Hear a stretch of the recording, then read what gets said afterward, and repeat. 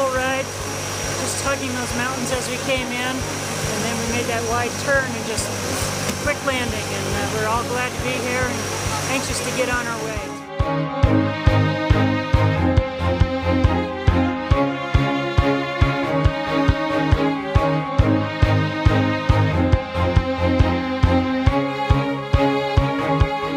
The primary destination for Team 2 was to go to the village of Bone. It started out very cloudy and rainy. We had to cross a couple of mountain passes. We did some pretty steep inclines and very slippery declines. Halfway there we crossed a very high suspension bridge. Even on one of our trucks we had to cross a homemade bamboo bridge, which was fairly treacherous. But it made for quite an interesting experience. This is my first missionary trip to go door to door to share the good news. Before, I did not expect anything from it. But surprisingly, I got invited to people's home. We share the gospel, we share the testimony, and we even pray for their family over there. My prayer was that Holy Spirit would open their heart and their mind for the good news of Jesus Christ.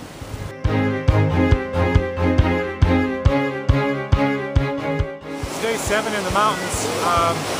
It's been foggy and rainy most of the time that we've been here, but thankfully God's provided us a sunny day for the baptism.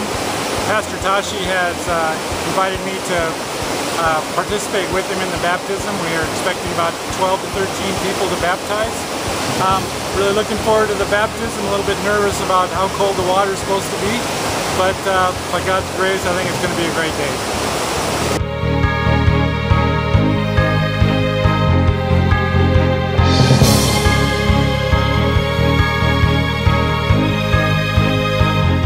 We just shared in a ceremony where 3 of the young people that were baptized today decided to change their names because they had Hindu god names before and they wanted to adopt Christian names. So Joseph, Silas, and Mary just changed their names.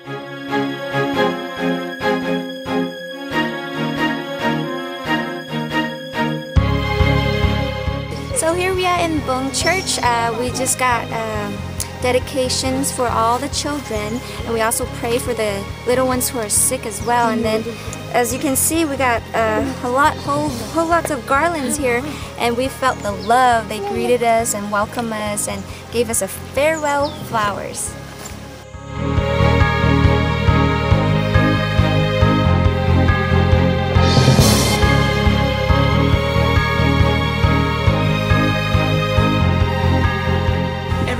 Around 10 o'clock, the students all hike up the hill to the local school in Paplu.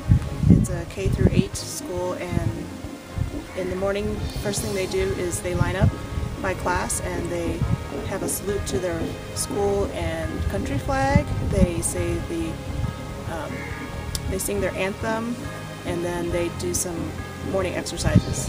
And then they march up to their classroom. First day of class was very interesting for me because being a school teacher and teaching first grade, I felt like I knew what I was doing. And so we went into that first grade classroom, and the first thing that happened is the kids stood up as we entered and they say, "Good morning, Miss." That was amazing to me because my kids never do that.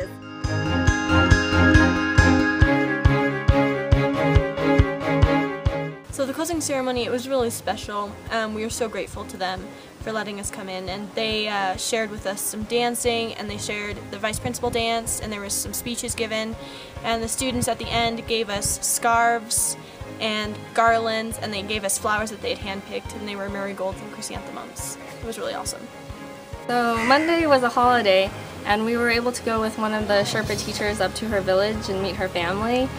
While we were there, we were able to go door to door and share the gospel.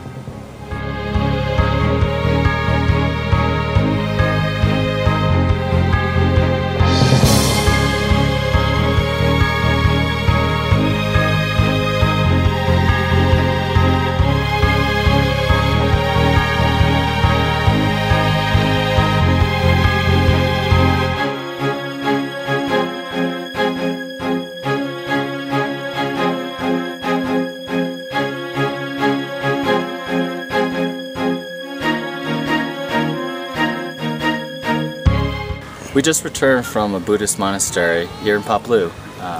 Here we actually were able to do a prayer walk within the inner sanctum of the monastery. We also witnessed some lamas performing some religious practices such as prayer wheel spinning, as well as meditation and chanting.